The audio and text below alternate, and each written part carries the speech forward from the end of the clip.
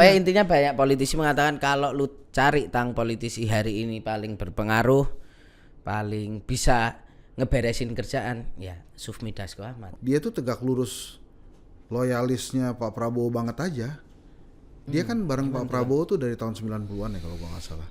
Jadi dia memahami betul tuh. Mungkin Pak Prabowo batuk dia juga ngerti tuh maksudnya apa tuh. Oke, batuk sekali. Ini maksudnya apa? Batuk 2 kali Ya, misalnya kayak gitu. Banyak yang mengkritik juga ya positioning Bang Dasko karena Bang Dasko ini kan di DPR. Tapi seringkali muncul seolah merepresentasikan istana. Dasko ini kan legislatif. Prabowo ini eksekutif. Jadi sebetulnya kalau mereka berdua ngobrol tuh sebenarnya bagus buat kita, bro. Tahu nggak kenapa Dasko itu menurut gue secara politik dia diterima sama semua pihak? Ya, kenapa tuh, Bang?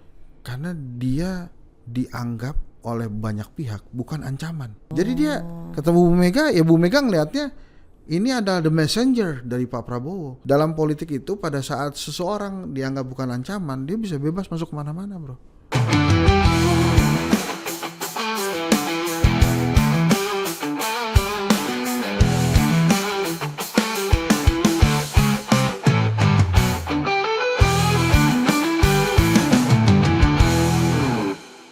Nah, kita beralih nih Bang ke isu yang kedua. Bang, ini kita mau berapa hari, bro, sebetulnya?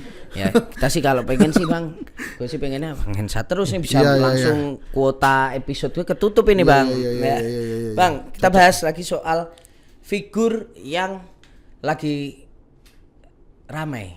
Karena kayaknya ini kemarin setelah abolisi dan amnesti, ini beliau ini muncul nih, langsung posting pertemuan sama soal amnesti lah. Soal amnesti Hasto Kristianto setelah mengumumkan di DPR, beliau nggak lama langsung posting ketemuan sama Bu Mega, Mas Nanan, Mbak Puan bersama Prasetyo Hadi ditemani Sufmi Dasko Ahmad. Nah, kita ini sebenarnya wakil ketua DPR. Belum pernah Bang bahas soal Bang Dasko, padahal kan memang kalau kita lihat kan ya antara pengamat wartawan politik kan memang sudah ya mungkin 5 tahun terakhir ini kan melihat figur Bang Dasko ini cukup penting dan cukup kuat. Bahkan jangan gitu, bro. Jangan pakai cukup dong. Sangat penting aja, penting. Oh, penting. Jangan pakai cukup ya. Jangan pakai cukup. Cukup. Figur Bang Dasko ini penting. Itu lebih enak, bro. Jadi kalau cukup nanti dia lu kira gue cuma cukup doang. Gitu. Oke. Ini? Abang atau gue nih yang kena semprit nanti. Ya, oke, misalnya. Ya Bang Dasko berjalan Bang Dasko ya. Nah, ini Bang.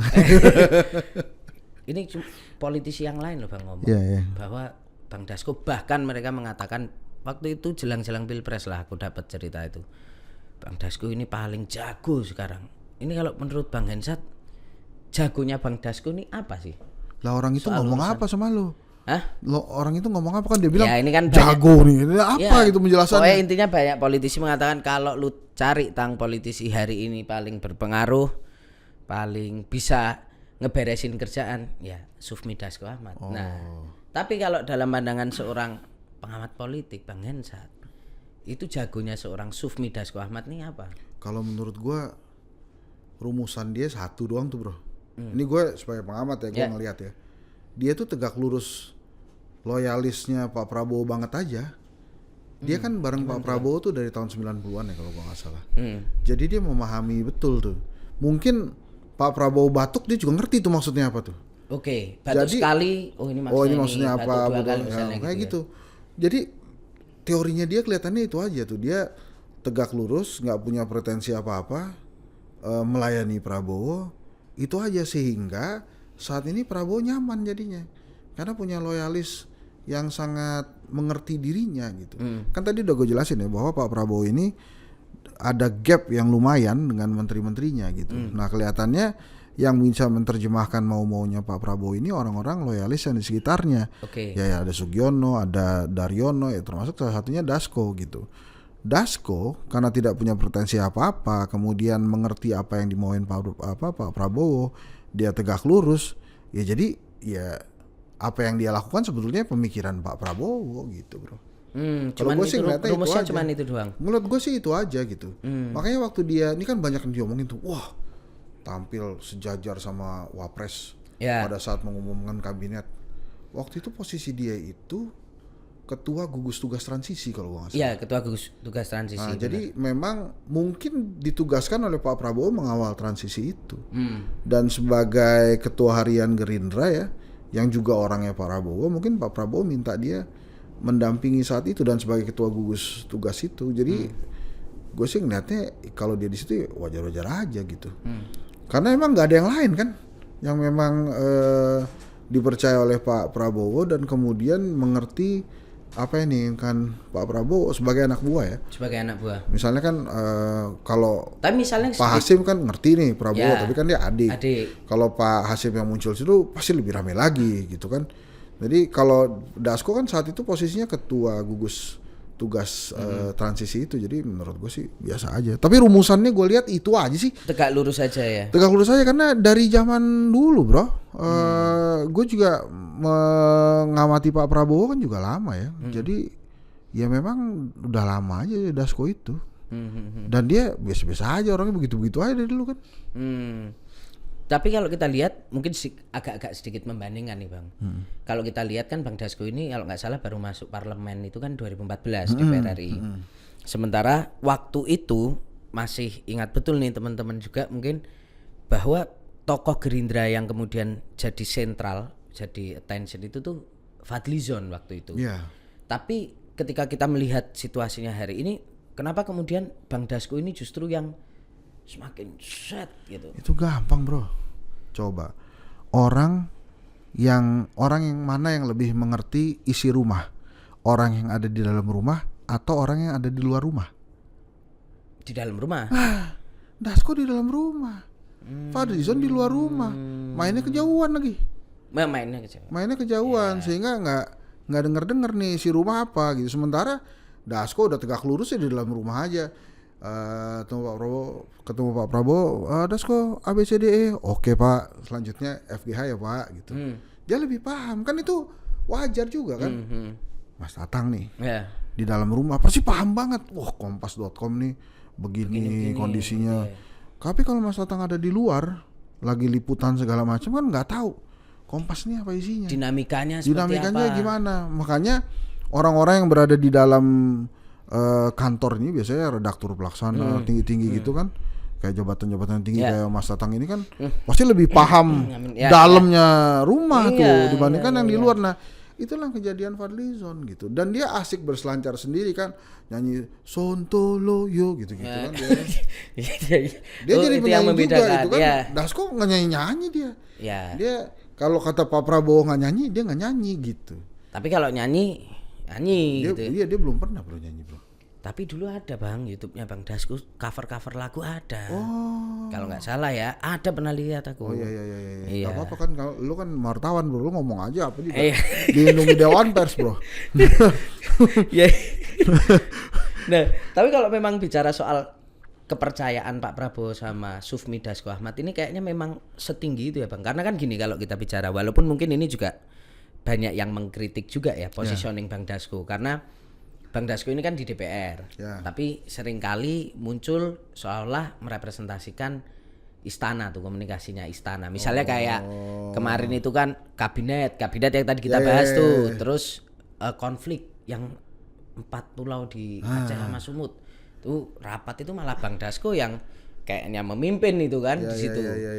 Itu memang sepercaya itu ya, sesahih itu ya akhirnya. Bro, dalam hukum tata negara itu kan ada 3 kekuatan penting ya.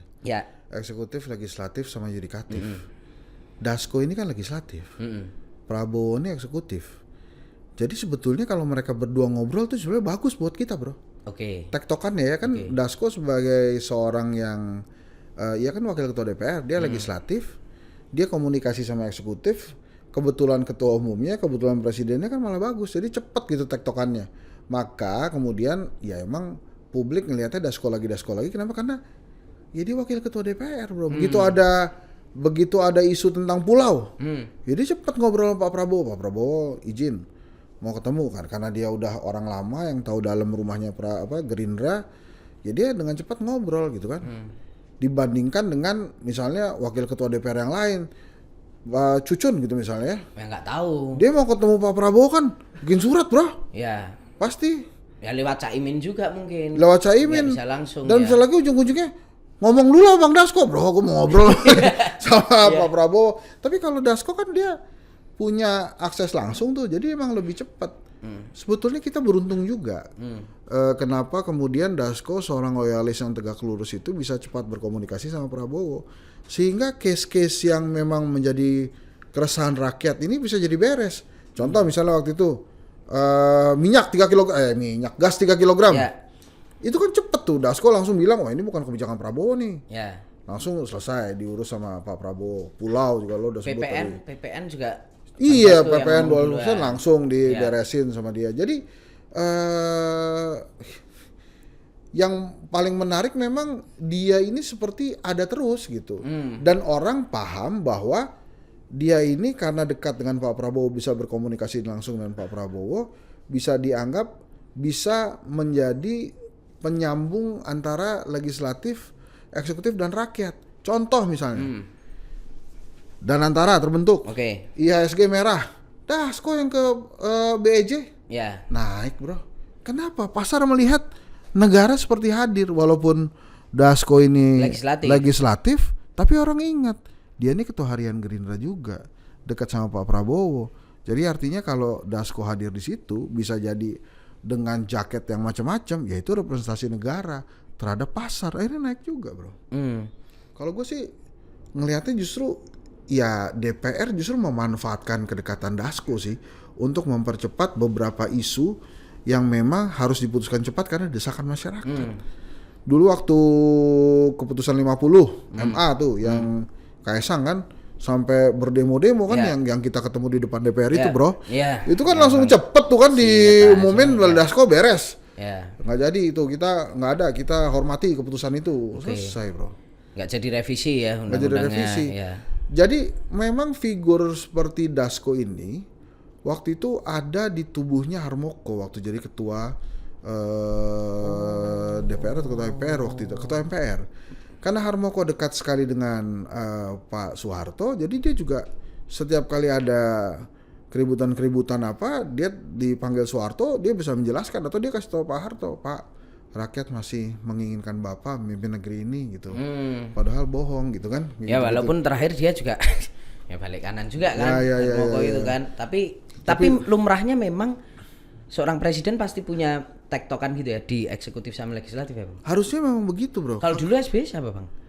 SBY kan ada waktu itu sebetulnya yang jadi penyeimbangnya itu Taufik Kemas. Ya bro. Taufik Kemas gitu. Tapi kalau orang-orang di lembaganya waktu itu kan ada beberapa nama bro yang memang jadi tektokannya Pak SBY, termasuk kan Ibas itu kan juga udah lama kan jadi anggota dewannya, dia bisa nguping juga Bas itu gimana sih Bas ya.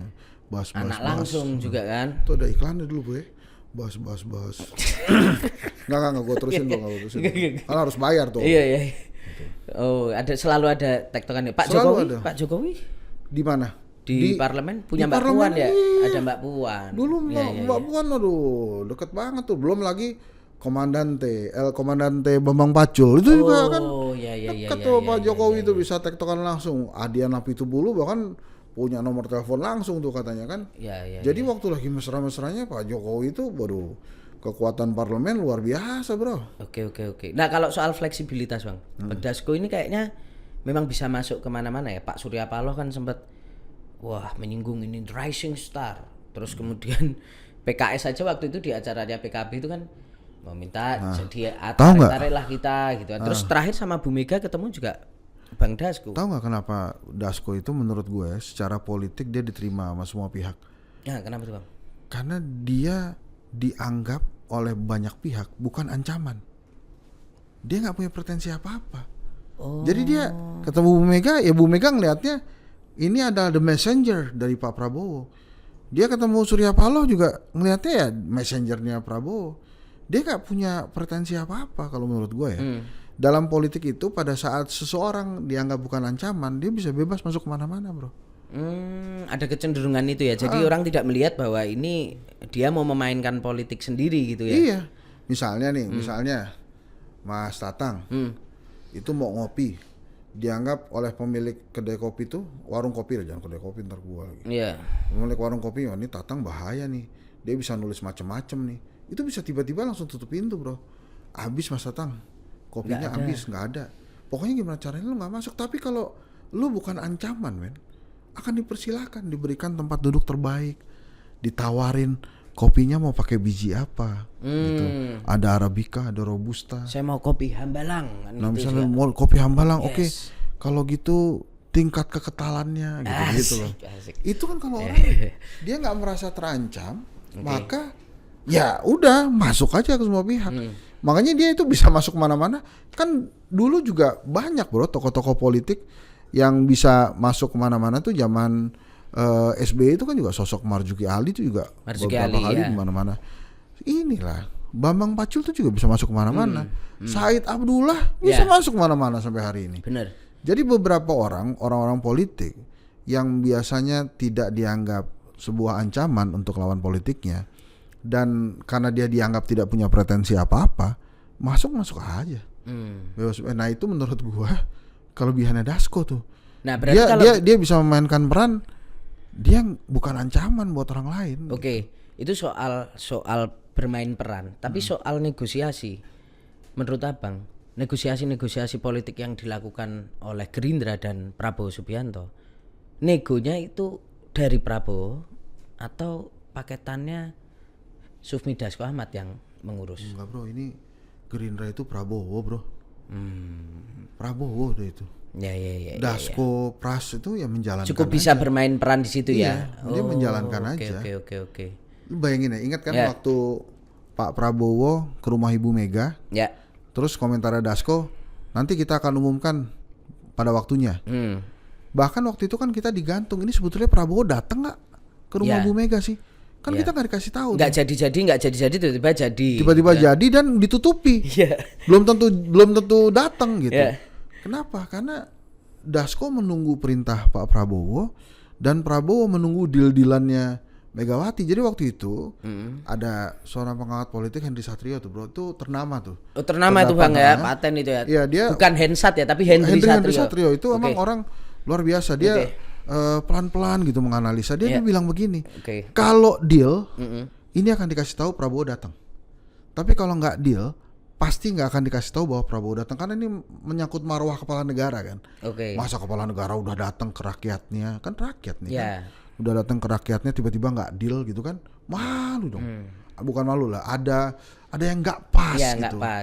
Begitu deal pasti diumumin dan ternyata besokannya langsung diumumin kan, Pak Prabowo emang hadir, datang ke rumah Ibu Mega gitu-gitu, foto langsung disebar deh. Pembicaraan empat mata banyak yang terjadi. Itu artinya apa? Deal gitu.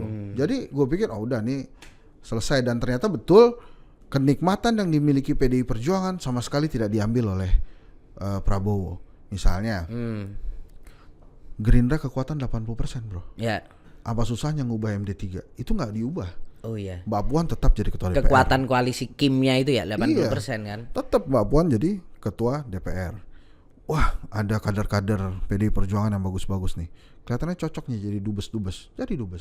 Bu Mega tetap BRIN, tetap BPIP, nggak diambil kenikmatannya. Itu part of the deal man. Jadi bukan harus masuk ke kabinet atau tidak, kenikmatan nggak diambil itu juga cukup. Kenikmatan nggak diambil juga cukup. Nggak melulu soal dapat kursi menteri. Dapat kursi atau tidak gitu bro. Ya. Berarti emang udah deal ya, abang tetap meyakini udah sudah deal ya? Bro. Sudah deal, makanya waktu ini Bu Mega marah-marah, Hasto divonis, saya sempat deg-degan juga. Masa sih? Tapi vonis 3,5 di bawah Tom Lembong kan. Besoknya amnesti bro. Iya makanya. Beres lagi kan, berarti teori deal itu si pengamat siapa tadi namanya bro? Henry Satrio. Henry Satrio itu yang ternama itu bener juga nih orang berarti. Ada benernya juga. Ya, berarti adil. Nah, tapi kalau soal foto akhirnya setelah amnesti diumumkan terus ada unggahan foto Bang Dasko ketemu Bu Mega, Mbak Puan dan Mas Nanan itu. Itu artinya berarti untuk urusan dengan PDIP memang tokoh kuncinya emang Bang Dasko ya, atau tokoh kunci a whole political way-nya Prabowo tuh, political strateginya memang Sufmi Dasko Ahmad. Dasko ini good messenger menurut gua. Jadi apa yang ingin disampaikan oleh Pak Prabowo disampaikan ke Dasko nyampein. Kalau foto yang diunggah Dasko itu gua bacanya secara komunikasi politik itu lebih dalam bro. Kalau lo kan cuma ngelihatnya pertemuan biasa aja gitu kan, paling ini ikrip ya gitu, kalau akrab kan biasa ikrip gitu ya. Tapi kalau gua ngelihatnya pesannya itu yang ingin disampaikan oleh Pak Prabowo lewat Bang Dasko, pemilu sudah selesai. Ayo kita bangun bangsa bareng-bareng. Gitu. Selama ini kan perdebatannya tuh seolah-olah pemilu belum selesai, Bro. Itu terus yang diungkap-ungkapkan Gibran Makzul lah segala macam lah itu. Nah, ini dengan foto yang diunggah itu lewat Instagramnya Bang Dasko, Prabowo ingin menyampaikan pemilu sudah usai. Mari kita bangun bangsa. Gitu. Nah, kalau soal postingannya Bang Dasko soal logo kancil dan tulisan Persatuan Indonesia itu coba Abang coba deh itu kalau Abang gimana tuh lihatnya? Kalau gua ngelihatnya selain One Piece, Indonesia juga punya cerita yang diceritakan oleh semua orang, namanya kancil. Semua anak kecil di Indonesia itu memahami cerita kancil, Persatuan Indonesia itu. Nah, langsung kan, iya tapi kan kancil licik Bang, ini kan mencuri ketimun, ayo lekas dihukum, jangan diberi ampun gitu kan. Tapi kalau gambaran kancil itu ya, ini kan metode survivalnya orang Indonesia, Bro. Miskin, bahkan timun aja nggak mampu beli. Sementara si timun ini dikuasai oleh oligarki. Timun aja dikuasai oligarki. Oligarki sehingga dia nggak bisa dapat timun itu. Akhirnya dia harus lincah mendapatkan timun itu. Mode survivalnya orang Indonesia. Kalau nggak kita nggak merdeka, Bro. Nah, kelincahan ini yang diambil Bang Dasko. Kelincahan itu, nah, makanya juga kadang-kadang saya pikir kancil ini mungkin maksudnya dia lincah juga kan. Tapi memang kata Pak Prabowo kan dalam satu pidatonya ini kan kancil. Profesor Dr. Insinyur Sufmi Dasko MH SH. Nama panggilan sehari-hari kancil. Gitu kan. Karena dia lincah tuh. Kayak gitu kan. Jadi itu yang diposting. Ya. Dah, terakhir nih Bang. Jadi kalau bicara soal faksi kan banyak teman-teman mungkin yang nggak paham juga, atau bahkan saya sering ditanyai kawan-kawan, ini sebenarnya siapa aja sih orang-orang dekat Pak Prabowo ini? Kalau kita bicara faksi di Gerindra itu sebenarnya ada berapa faksi Bang? Dan siapa saja orang-orang terdekat Pak Prabowo kalau menurut Bang Hensat? Kalau menurut gue, Bro ya, ini gue dari kacamata akademisi ya. Itu bukan faksi sebetulnya, Bro. Itu tugas saja. Tugas yang diberikan gitu. Cuma karena tugasnya beda-beda, jadi kelihatannya faksi gitu. Karena ini kelompoknya ini, tapi pembagiannya itu berdasarkan tugas. Beda-beda tugasnya aja. Misalnya Pak Hasim tuh tugasnya apa? Daryono tugasnya apa? Dasko tugasnya apa? Tapi gua rasa semuanya tuh mengacu kepada satu orang itu, Prabowo. Kan sama tuh, misalnya di Golkar. Wah, ada faksi macam-macam nih. Bamsud ada misalnya. Faksi Bamsud, Bahlil. Terus ada lagi Adis Kadir. Ada lagi kalau zaman dulu tuh, ini ada faksinya Bang Ical. Faksinya Akbar Tanjung gitu-gitu kan. Agung Laksono. Padahal Luhut, padahal menurut gua itu masalah penugasan aja, tugasnya beda-beda. Kalau di Gerindra? Sama, kalau di Gerindra nih ya tugas-tugas aja yang beda-beda, sehingga kita ngelihatnya ada si ini, ada si itu, ada si ini, ada si itu. Karena gue melihatnya Dasko ini nggak masuk ke semua lini gitu. Sepak bola misalnya, Andre Rosiade, Bro. Jadi tuh tugasnya Andre ya ngurusin sepak bola walaupun cuma Padang doang gitu ya, diteriakin lah kemarin kasih juga. Udah tahu ya diteriakin ya. Lanjut Bang. Jadi gitu, Bro. Jadi ini tentang penugasan aja kalau menurut gua. Tapi kalau faksinya sih selama Pak Prabowo masih ada, faksinya tuh satu, Prabowo. Kan kadang-kadang orang senang aja ngebahas-bahas gitu ya. Kayak misalnya nih si Henry Satrio tadi tuh, pengamat itu. Wah, ternyata yang dilentingkan di politik ini, anak emasnya Pak Jokowi ini ternyata bukan Gibran tapi Kaisang. Gitu kan? Nah, kan orang berpikir pada saat si Henry ini ngomong begitu, Hensa ini ngomong begitu, berarti menurut Hensa faksinya Pak Jokowi ini ada dua. Ada faksi Gibran dan Kaisang. Nggak gitu, ini masalah tugas saja. Tugasnya Gibran mendampingi Pak Prabowo sampai 2029 mungkin, atau mau lanjut juga silakan aja. Tapi faksinya Kaisang ini dia membesarkan PSI. Sekarang Pak Prabowo berhasil meletakkan Kaisang itu. Pak Jokowi berhasil meletakkan Kaisang. Ya, Pak Jokowi berhasil meletakkan Kaisang itu sejajar dengan Bu Mega, sejajar dengan Bahlil, Pak Prabowo. Iya, itu karena sama-sama ketua umum ya. Ya, nah itu tentang penugasan. Nah, balik lagi ke Gerindra tadi, menurut gue yang ada sebetulnya penugasan. Cuma terlihat karena penugasannya beda-beda, jadi kelihatannya tuh, oh ada faksi ini. Tapi gue sih kalau si partai politik ini adalah tokohnya lebih besar dari partai politik, ini faksinya cuma faksi dia doang. Gitu, bro. Ya. Oke. Baiklah kalau begitu. Terima kasih banyak Bang, kita udah membongkar-bongkar. Ini aku selesai. Banyak ini. Udah selesai. Gue belum mau. Oh, belum mau. Oke, Abang mau ngobrol apa lagi? Jadi jangan semuanya seolah-olah tuh sesuai di monopoli host iya, dong. Sesuai sama gue ya. Oke. Lo harus menghormati juga. Tanya juga narsumnya, lu udah mau selesai belum? Iya. Itu pada saat narsumnya belum selesai, ya itu resikonya lo ngundang gue dong. Iya, lu bikin podcast kayak gantian gue yang jadi narsum. Oke bro, thank you ya. Gue terima kasih banget diundang di Gaspol ini. Siap, nanti yang kita paling penting gas-gasan jangan lagi. serius-serius. Politikan cair. Itu Itu sahabat kemas.com. Terima kasih banyak untuk yang sudah mengikuti, semoga mendapatkan pencerahan dari obrolan gue dengan Bang Hensat. Juga kasih kalau enggak lo mesti kasih gini loh. Ini Ini host ini nih.